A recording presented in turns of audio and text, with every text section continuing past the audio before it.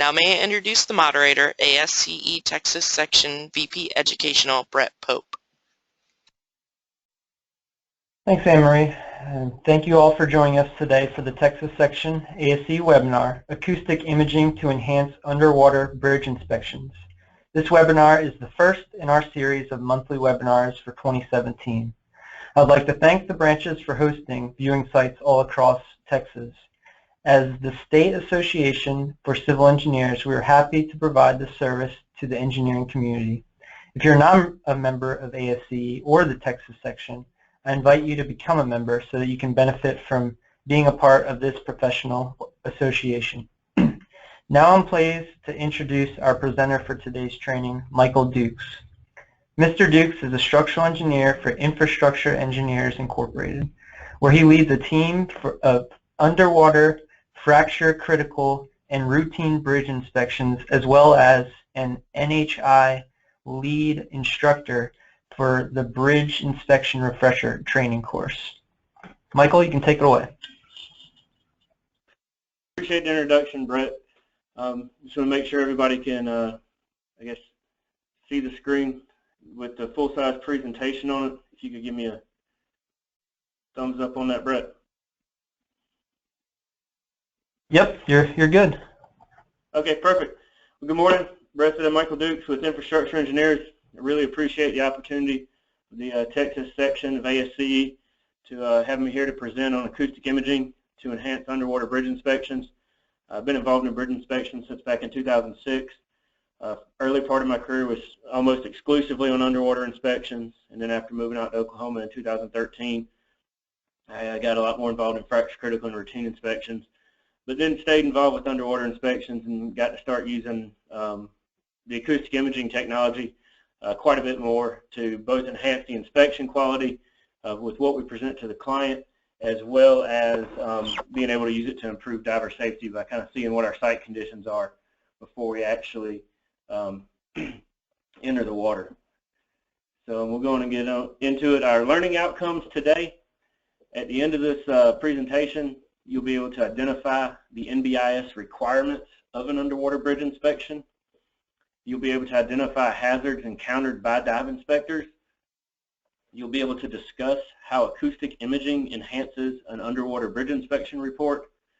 And you'll be able to discuss how acoustic imaging improves dive inspector safety. So we'll jump straight into it. Kind of where underwater inspection mandates came from. The bridge inspection program itself started in 1968, I believe it was, after the Silver Bridge collapse sparked that legislation requiring inspections. And underwater over the years gained some traction, but it wasn't until 1988 that it was mandated and frequencies were set and the system got a little more robust. A lot of that was a result of a few collapses, one of which was I-90 over Schoharie Creek in New York, where 10 people passed away. We got an old newsreel from that collapse, and talk about it again here in a second after I share that video with y'all.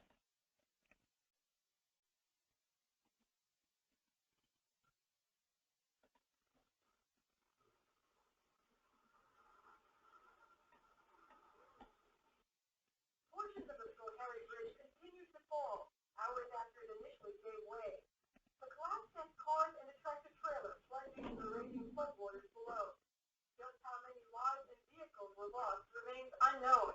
We have one witness that tells us 4 cars, 1 tractor-trailer.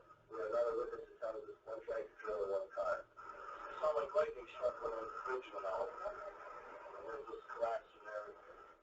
Witnesses say it was all over in 15 minutes. The eastbound lane went first. For the drivers of these trucks, it was a very close call. We couldn't see out when it went down. Plenty of police and rescue crews arrived ready to help, but the waters were moving too quickly, and the risk was too great. All they could do was clear the area of traffic and keep the curious a safe distance away. The governor arrived to survey the damage and watched as still more of the 400-foot span came tumbling down. We don't know exactly what caused the collapse of the span.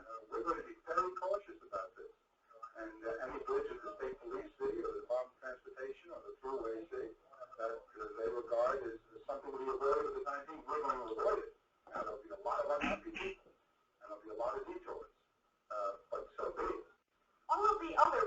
along Fort Harry Creek were closed since 6 a.m., including this one at Mill Point, which appears ready to give. Residents here want to know why this bridge wasn't also closed down. There was no thought whatsoever that this bridge is a danger. This road would have been closed.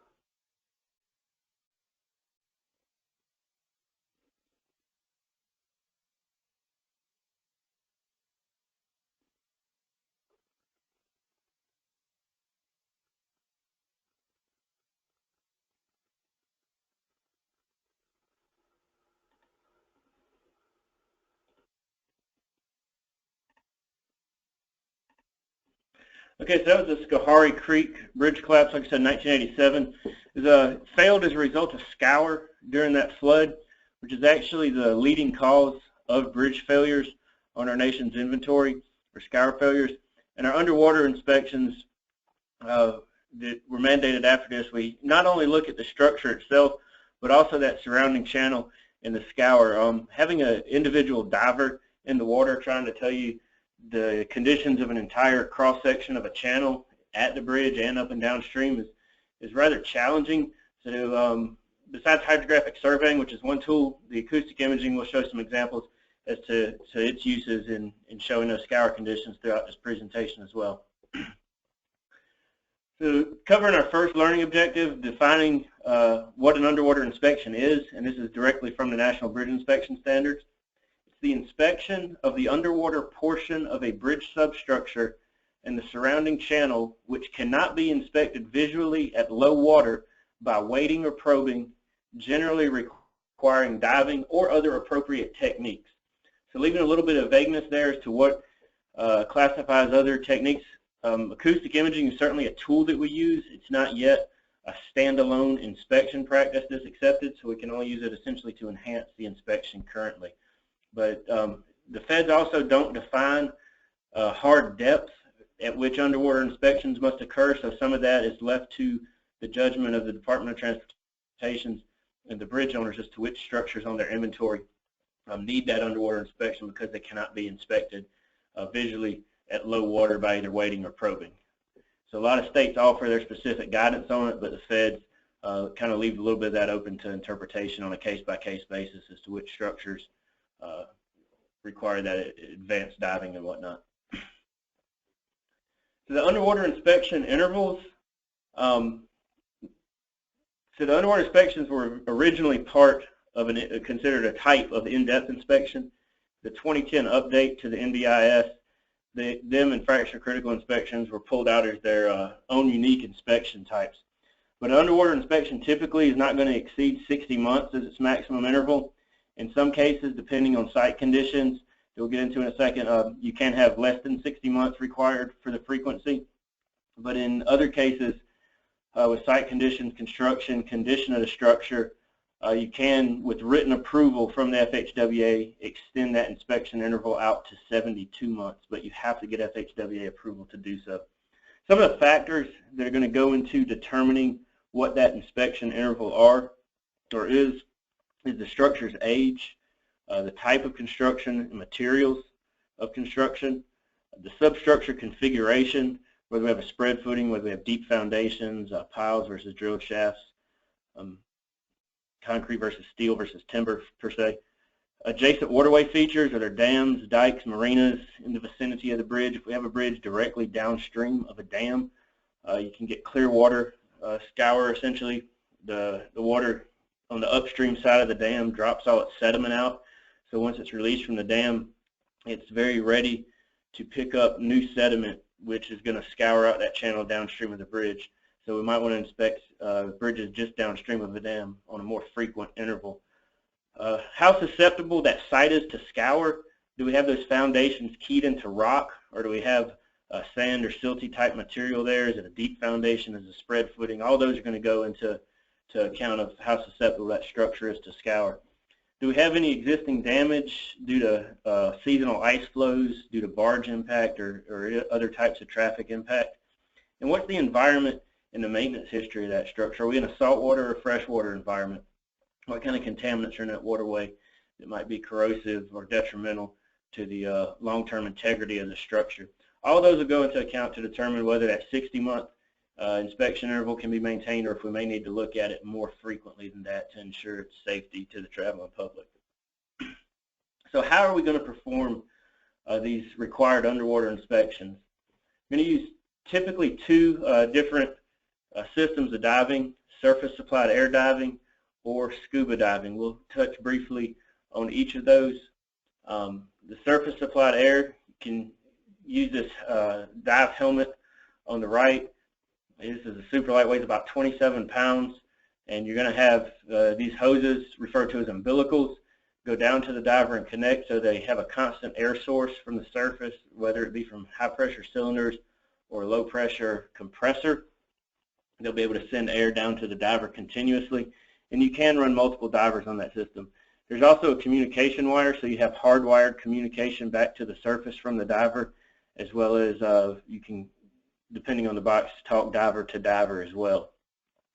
Can get much greater depth when you use the surface supplied air diving system. It does require a little more equipment and manpower. Each diver in the water has to have a tender. Then we still have to have a dive super outside the tenders and divers. Restricted mobility, just because you're dragging that umbilical around. The more umbilical you get in the water, the heavier it is to drag around. In some cases, you might have a hot water hose intertwined in that as well that is going to add more weight. But we'll typically use this in areas where we have debris, maybe some higher flows and deeper waterways. It's just a more robust system to provide an extra layer of diver safety. Commercial scuba is another option besides surface supplied air. You have improved mobility because you don't have that umbilical to drive around. You still can have verbal communication with the surface. Those full face masks, we have wireless communication system, so you can have diver to diver talking as well as diver to surface. One thing you have to worry about there is maintaining basically a line of sight to some degree, because that sound is traveling through the water. So if the diver gets on the opposite side of a massive concrete pier from the other diver or from the boat, then they would potentially lose that signal and lose voice communication. So you have to be aware of your environment so you don't lose that. OSHA limits the depth to 130 feet, and you're not allowed to perform decompression dives on scuba. You'd have to use surface supplied air. That's really going to come to effect more so on deeper dives where your bottom time is limited before you have to decompress on ascent to release the nitrogen in your bloodstream. And then you have a limited bottom time just because the only air supply you have is that air on your back. You don't have the continuous air supply like you do on the surface supplied air. So it's a little more limited there, even though you do have more mobility. And then just a higher risk in black water and debris, because if you get entangled or get disoriented and lost, you have a very limited air supply before you run out.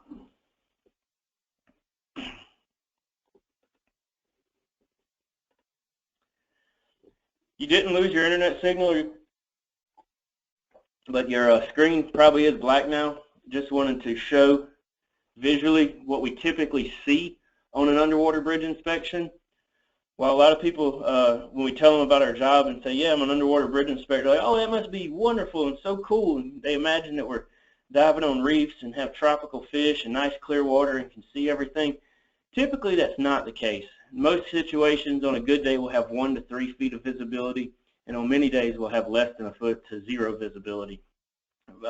Changing this visual inspection to becoming more of a tactile inspection, where we cover that structure, just feeling it by hand. All the surfaces, you can get cracks typically over an 1/8 inch wide. That way you can still measure scour, but it makes for a challenging environment and challenging to describe larger defects, especially when this is what you're looking at. Also makes underwater photography more challenging. You can use clear water boxes, but then you can only get maybe a 1 square foot wide area in your photo, whereas with our acoustic imaging, we can see the entire pier. Move on to our next learning objective, which is to identify hazards encountered by diving inspectors after we've talked about the requirements of the NBIS underwater inspection.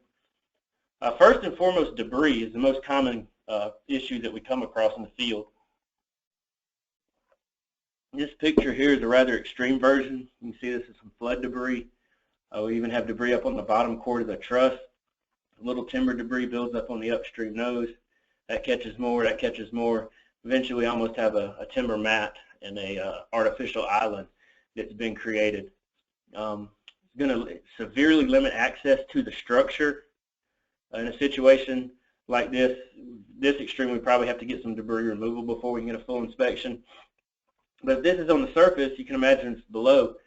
And we'll see some pictures here moving forward where we have full-size trees with root ball and all pinned against the structure below subsurface. So from the boat, it looks like it's going to be a nice clean dive, and then we get in to do the inspection. And there's a lot of entanglement hazards for the diver there. So debris is one of the biggest problems we come across. You can get your umbilical tangled on it, have to spend a bunch of time tracing your way back out. Or if you're on scuba and got entangled, then you have a much shorter amount of time to be able to get out before you exhaust your air supply. Fast water. Sure, many of you in the Texas section here are very familiar with the floods that we faced in 2015, 2016. We had them up here in central and southeastern Oklahoma as well. But I remember every time we turn on the news during those floods, the meteorologist always said, "Turn around, don't drown," when they were talking about those waters, because even just a foot or two of water moving at a swift pace can carry a car off downstream, and you're not going to be able to swim against that current. Really in shape diver, 1 knot, maybe 1 1/4 is about the fastest they're going to be able to swim against, just with their fins, and that's given pretty close to maximum effort, so you're not going to be able to swim against it for very long. So you really have to respect the flow when you're in the water, because it can get in control in a hurry. So if flow gets too fast, one option is to use your surface supply, get on bottom, and make your way from the downstream nose up to the upstream nose, so you know you at least won't get swept in to any debris. But the other obstacles we face there are debris floating downstream with that flow, both at surface and subsurface. And in the case of flood conditions, we can have flow that's just too fast to safely deploy a diver into the water. And we'll give some examples there a little later on of how we were able to deploy acoustic imaging during flood conditions and what benefits those offer.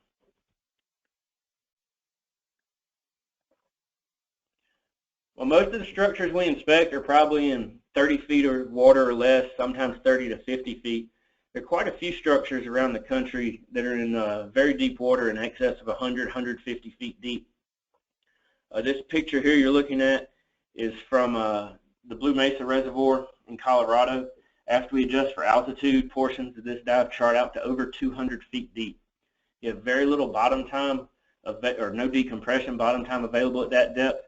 So, and the water is extraordinarily cold that you're going to be running decompression in for long duration dives. So it requires a much more robust dive system. First, you have to have the recompression chamber on site anytime you're diving in water exceeding 100 feet deep, or anytime you're performing a dive where the diver goes beyond 100 feet. Now, you may want to look into using mixed gas, which require a much more robust rack box and dive system. During those decompression times, when the diver's off-gassing nitrogen, the diver's just going to be sitting stagnant in the water. So you have to be concerned with hypothermia, in which case a hot water system might be necessary. All of these add cost, time, and manpower to provide this, which is going to drive the cost of these inspections up much more rapidly. In some instances, DOTs have had us utilize acoustic imaging to capture images of these massive and deep structures so that we can know where the problem areas are before we deploy a diver to better utilize that in-water time that we do have. Ice is another challenging condition. We just had a snowstorm up here this month.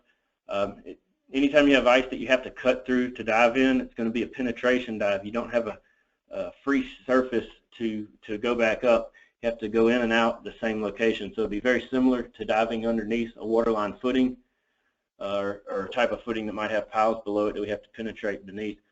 Also, obviously run the risk of hypothermia when it's this cold outside. So you got a lot of new factors that come into play. These pictures are from some emergency inspections in 2009 where we had to cut through the ice to perform the inspection. So you can see if we'd just been able to scan during this condition, identify the problems, and then go back and dive after snow and melt when the conditions are a little more conducive to human occupancy would have been an ideal scenario. And finally, we have contaminated water diving. This is any situation where you want to keep the diver separated on from the environment, whether it be due to contaminants or whether it be to keep the contaminants out of the waterway. But we have our band clamps around the wrists, and then the helmet's made up to the suits so that the bacteria or whatever or chemical runoff that's in the water doesn't endanger the diver's safety. So those are just the typical environments that we run into in the field that divers are exposed to, with debris, depth, fast flowing water, and contamination of that water and environment that the diver is performing their work in. So now we've talked about the requirements of an underwater inspection and identified the hazards encountered by the diver.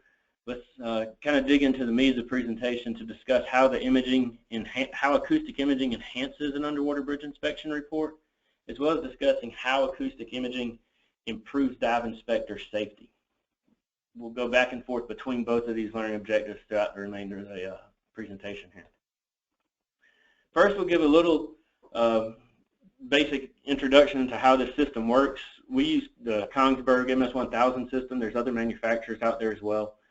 But that's the software that interprets the data recorded by the head. We have the USB power driver interface, and then our cable going down to our actual sonar head that's going to be deployed in the water. We'll talk about two different orientations that we can deploy that sonar head based off what angle of view we want to look at.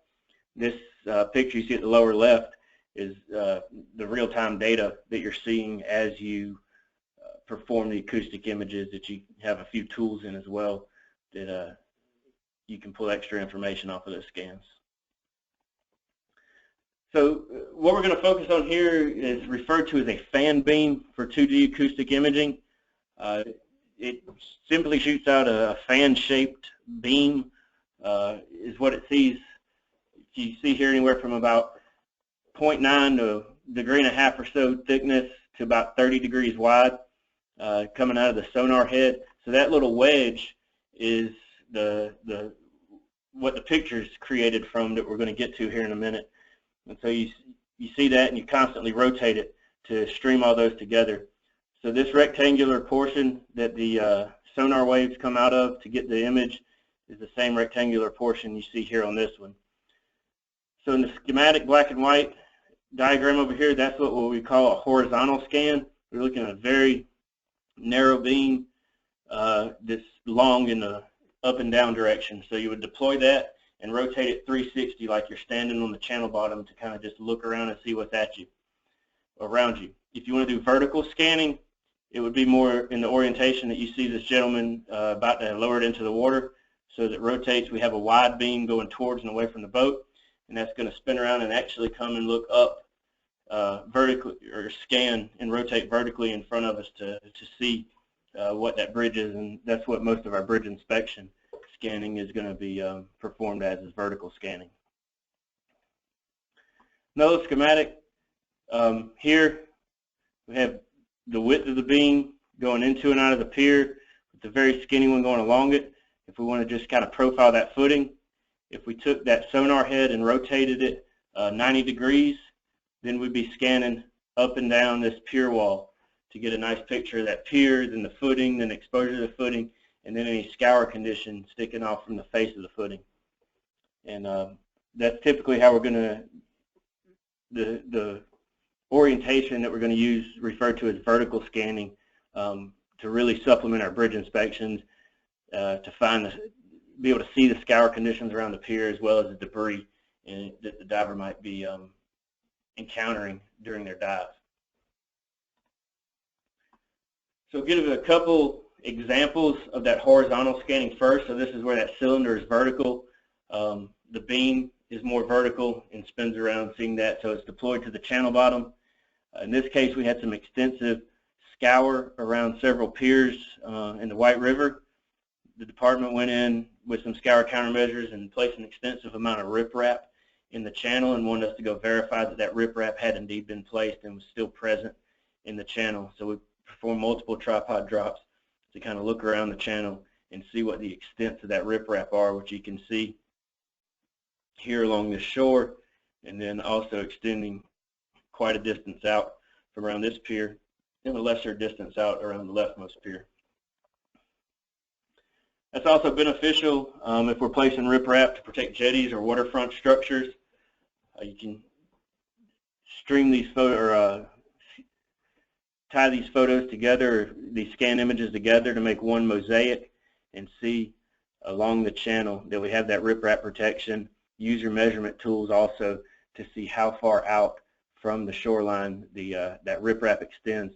These circles you see here called the naders, kind of the little blind spot between the sonar head and its first return. And then you could either put something artificial out that the image would pick up, or overlap major identifying features to be able to stitch these photos or scans together to make this mosaic. Continuation of the same project, we'd be able to go in here with our measurement tools within the program to see how large these boulders are, measure how far out from the shoreline the toe of that riprap is, and whatnot to make sure that we got the riprap placed in accordance with the scope that the agency paid for there. Now we'll get into our vertical scans.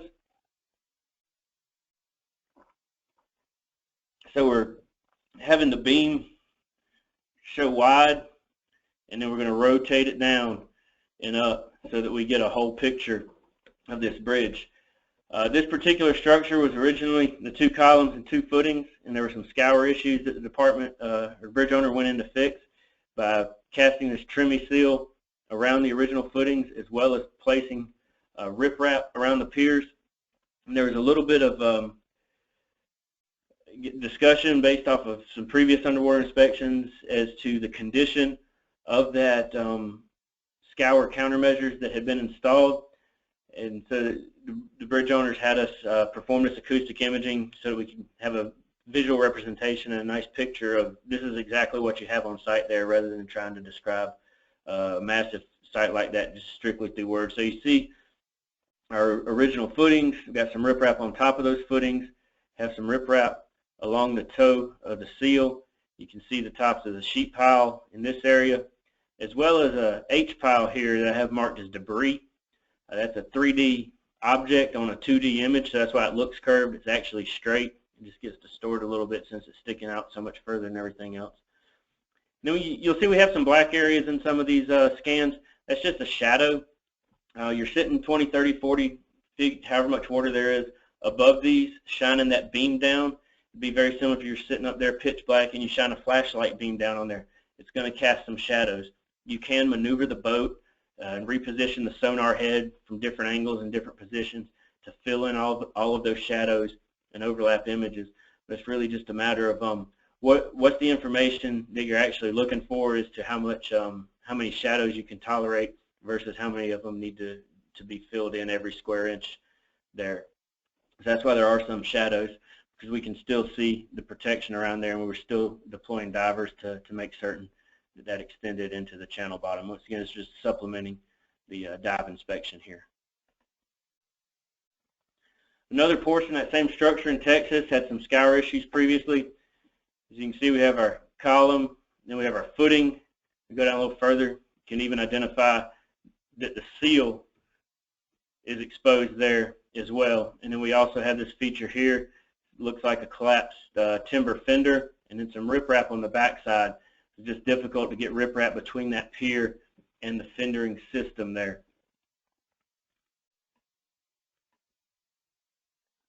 The reason you do not see these piles extending down between or directly in front of that pier is the image was taken against the pier, whereas the photograph was taken away from it just so we can get everything in there. Those piles you see to the left are actually a little further out into the channel. So it's not that those piles don't extend down, it's just the scan was taken in a different spot than the above water photograph there to make a good merged photograph there. We can take measurement tools within the program to see how far this footing is below the surface, how far this seal is below the footing, and then how far this channel bottom is below the seal. So, and then compare that to as-built to determine, run some calculations, determine the stability of our foundation there. Mississippi had a large storm go through and knock down several caisson dolphins that have been protecting these piers in the channel. So rather than deploying divers to try to do surveys of the channel bottom with line pools and search patterns, we were hired to do acoustic imaging of that channel to identify the number of caisson dolphins as well as their locations. The department was able to use that to let out a contract to remove those from the channel, and then we could go back in after the contract had been completed to rescan the channel to make sure that the caissons had been removed, were not blocking the navigable waterway, were not going to be impede barge traffic, and then ultimately be able to reopen that waterway to commerce, and knowing that we did so safely without any obstructions to the waterway traffic there. Tennessee, doing some scanning prior to entering the water with a diver. This is one I was mentioning a little earlier in the presentation. You can see we have an entire tree resting on top of the seal here, with the root ball to the left and some limbs sticking up above the footing and out beyond the pier. Also get a nice return on the channel bottom to see the scour hole that's probably being influenced by that tree. So we can take our measurement tool from the channel bottom there back to the surface, compare that to the drawings to see if that seal's been undermined or if we still have plenty of foundation embedment. And then also, if we need to dive that still, which we would, we can plan our dive accordingly. A diver knows where that tree is, knows where the obstructions are, and can plan their route for the inspection to minimize the risk of getting entangled in that debris. Arkansas, similar condition. We had some known defects in the footings and seals that we were monitoring, but while we're planning the dive, we want to make sure the diver is not going to run across any unexpected hazards down there. In this event, we had construction debris directly beside the pier, so our diver could know to focus on the pier. We could do this is over a reservoir, so not very susceptible to scour since there's no appreciable flow through there typically.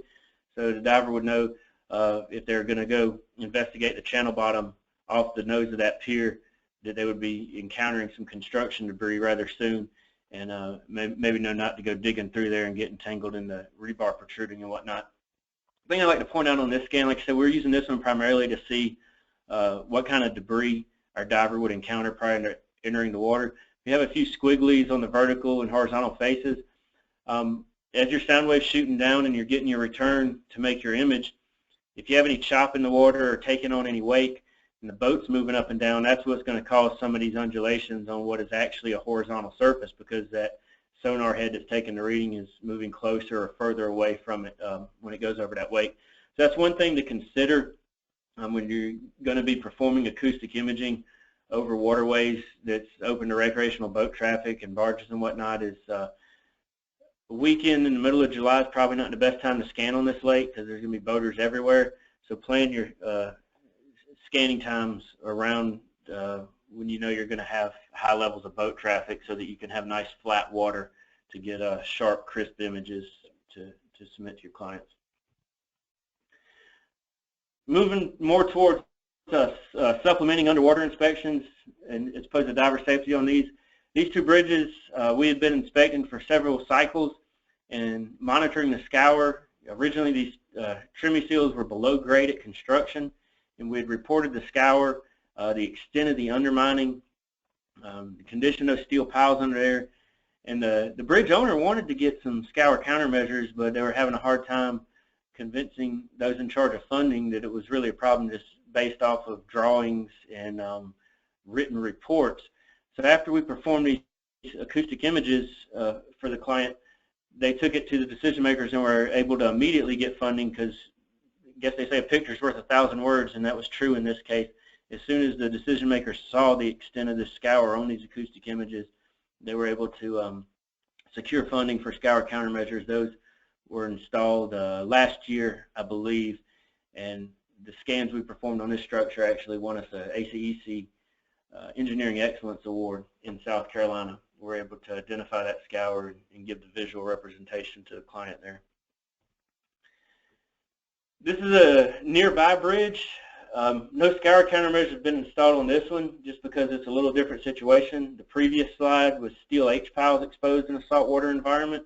It was continuing to get a greater and greater extent of scour with each inspection, whereas the structure you see in this picture is founded on drilled shafts. So while we do have the local scour cone that we can see on the image and the general scour that lowered it to expose the seal, it's a much more robust foundation, so they're not as concerned. So currently we're still monitoring this one inspection cycle to inspection cycle.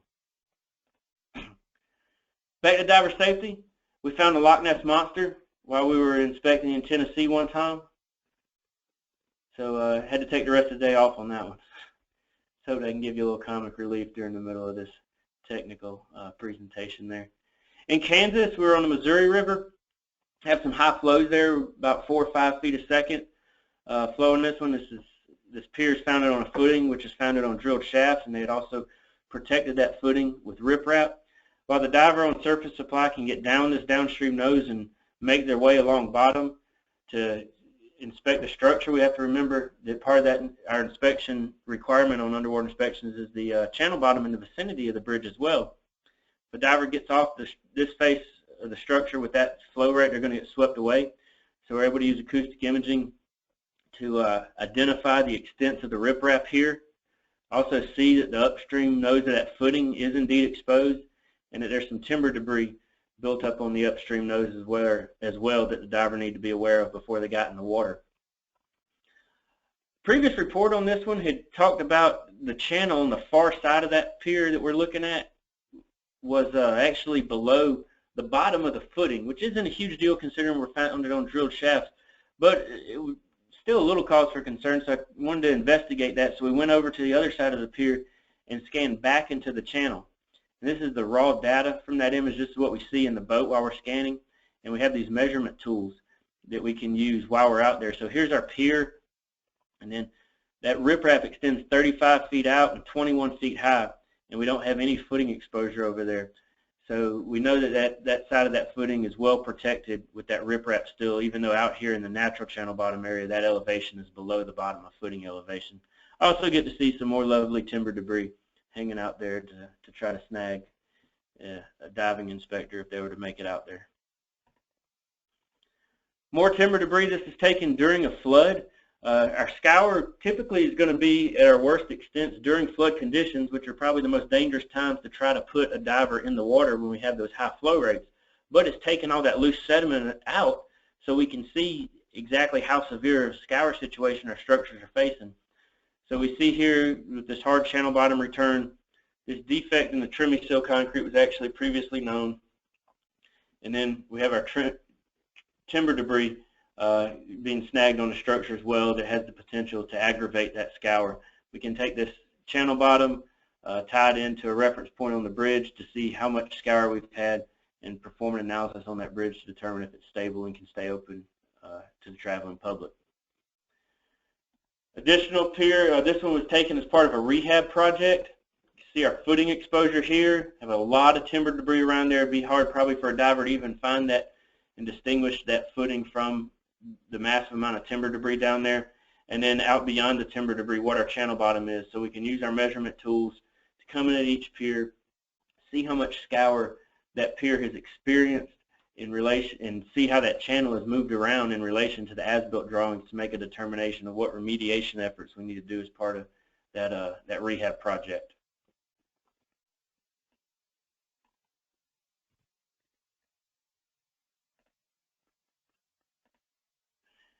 This one is again what's needing to know what data are you looking for. This was during a flood condition.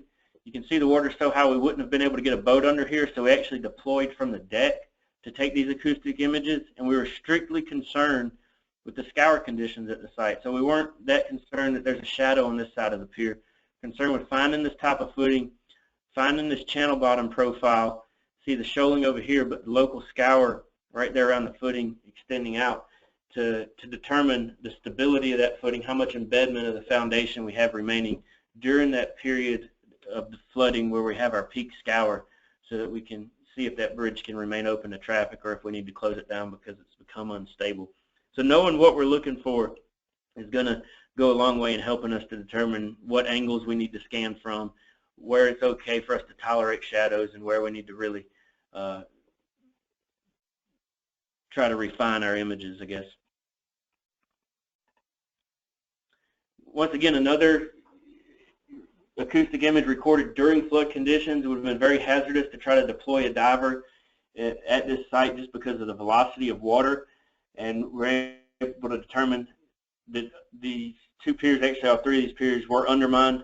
Use our measurement tools within the program to determine the height of that undermining, pull our as-built plans to determine what foundation is under there and what we need to do to either remediate that once the flood waters slow down, and if that bridge is currently safe to remain open to traffic or not.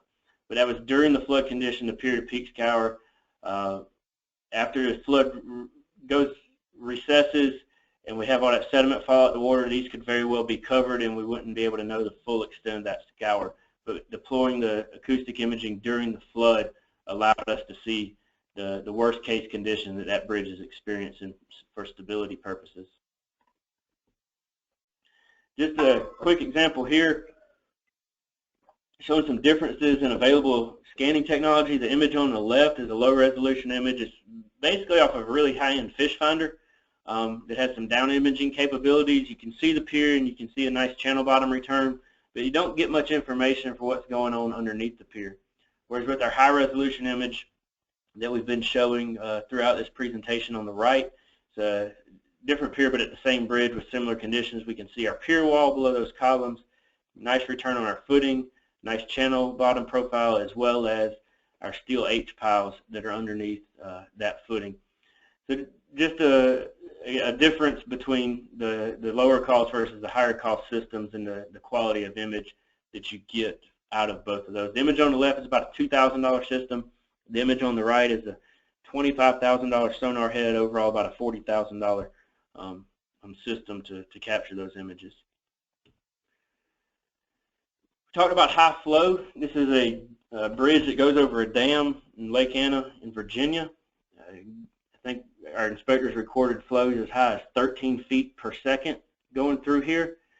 So the only way we're ever going to inspect that is to go through lockout, tagout procedures and shut down that dam from operating for a little while during our inspection, or we can perform the acoustic imaging while it's still operating and letting water pass through to determine if there's a need to go through the cost of shutting down. And just some of the features we were able to record on our images with the chains, curtain wall, stop logs, and the individual piers here, which is the condition that we're most concerned with as part of the bridge inspection. Can also use those images to stitch them together to get an entire channel profile. This is a bridge in Pennsylvania that I think goes over the top of a spillway, so that's those horizontal elements that we see here. See a little bit of shoaling or aggradation around each pier. Pretty, I guess, typical since we're on the upstream side, so there's not much flow at those piers. We could use this very similar setup as far as collecting a scan of a channel profile like this to see just the opposite of aggradation and see what the extent of scour cones around each one of those piers are, both with depth and how far horizontally off the face of those piers scour cones might be extending. And then another thing we've used it quite frequently for lately is extremely deep bridges. We had some in Missouri recently, 160, 165 foot deep water at some piers in a reservoir, man-made reservoir. The piers are keyed into rock. There's never any flow through there that's appreciable. So they had us perform these acoustic images to determine if there was a need to go through the, to take the risk of sending a diver down to those depths. While very capable of doing so and doing so in a safe manner, there's just inherent risk. The deeper you go and the more equipment that you must rely on throughout your inspection. So we're able to get most of our data from the scans prior to ever having to perform any dives there, and make it a much safer environment for the inspector. So reviewing our learning outcomes, we identified the NBIS requirements of an underwater bridge inspection, where we have to inspect the structure and the surrounding channel profile and anything that can't be visually inspected during a normal flow condition. Identified hazards encountered by dive inspectors such as debris, contaminated water, fast flow, and ice discussed how acoustic imaging enhances an underwater bridge inspection report, allowing us to see images in environments that divers might not be able to safely deploy into, allowing us to see scour conditions during floods, which are going to be our times of peak scour, and discuss how acoustic imaging improves dive inspector safety by identifying those entanglement hazards prior to the diver getting in the water and performing that inspection. So really appreciate your time in having me to present to the Texas section of ASCE, and we'll be more than happy to take any questions that come across the text box here. I do have one question showing up from Russell Carter with the question of, are all of the inspectors and divers engineers? They are not. The team leaders are typically engineers. They don't have to be. NBIS has team leader requirements based off of education, experience, and testing. So you have to have the 2-week NHI core comprehensive bridge inspection training course, that in combination with different levels of experience based off your education background. Our typical team leader would be a professional engineer. Some states are mandating that, but the feds have not mandated engineers do so yet. And assistant inspectors for underwater inspections have to either take the 2-week comprehensive class or the underwater bridge inspection class, whereas a routine inspector doesn't have to have any formal training. Underwater inspector at a minimum has to have that 3-day underwater bridge inspection class, since very commonly that one inspector is going to be the only person ever to put eyes and hands on that portion of the structure. They need to have that education, understanding of defects that they may come across in an underwater inspection. Now it looks like we may have a few more. What are the biggest challenges in obtaining quality images? The biggest challenges in obtaining quality images would typically just be your site conditions. Like I mentioned, if we have choppy water or getting waked by boats constantly during the scan, it's going to distort our images, so kind of have to fight it until we get a period of calm water. An individual scan, once we're positioned and have the head at the correct angle, can take anywhere from 30 seconds to 2, 3, 4, 5 minutes, just depending on how fast we have that head scanning, how deep the water is, how many passes we have to make to really make sure we're comfortable seeing everything. The other problem we run into with some of those, you probably noticed the ones in the flood conditions had a lot more scatter, I guess, in the images. When you have that high flow, there creates a lot of turbulence in the water, and air bubbles really affect the head. If you get an air bubble on the sonar head, it's going to mess with your image until you get it off, and just all that turbulence in the water can create a bunch of cloudiness that can be hard to get a return through the faster the water flows get. So calm water, this flat, is your best case condition, but learning how to use it in the high flow conditions, you can get a lot more benefit out of it by being able to identify those scour issues because of that. Okay. What about the minimum water depth that the images can be captured? Typically, we would like to recommend a minimum water depth of 10 feet, just because you have that nadir, which is a little blind spot in the image. We've scanned as shallow as probably 6.5 or 7 feet before, and sometimes those turn out, sometimes they don't. But just to be able to get enough of a pier to really stitch some images together and not have that nadir or that blind spot dominate the scan, about 10 feet of water is the shallowest that we recommend scanning in. Okay. About how long on average does it take to collect all the images for a single bridge pier when imaging all 4 faces? That's going to vary a little bit inspection to inspection, just because of the site conditions. Your fight and flow, it's going to take a little longer to get your boat positioned. Once you're in your spot, you can look for maybe 5 minutes or so scanning from that one individual spot. If you have a very massive pier, you might have to do anywhere. A minimum, you're going to have 4 scans going around that pier, so 5 times 4, probably 15, 20 minutes at least. for an individual pier, and that's once you're nosed up, your whole system's set up. That's just the time nose up to the pier scanning. If you have to take more, you can count on maybe up to an hour or two at a pier, depending on the site conditions and how turbulent the water is, really. Okay. And that's just at the pier. That doesn't include the setup time for the whole getting the sonar head deployed, setting up the data, getting the arm in the water and stabilized and whatnot, and then breaking down afterwards. Okay. And then Russell has another one. Do particulates in the water affect your imaging? Somewhat they do, because if they start getting dense enough, then you'll pick them up in the water as well.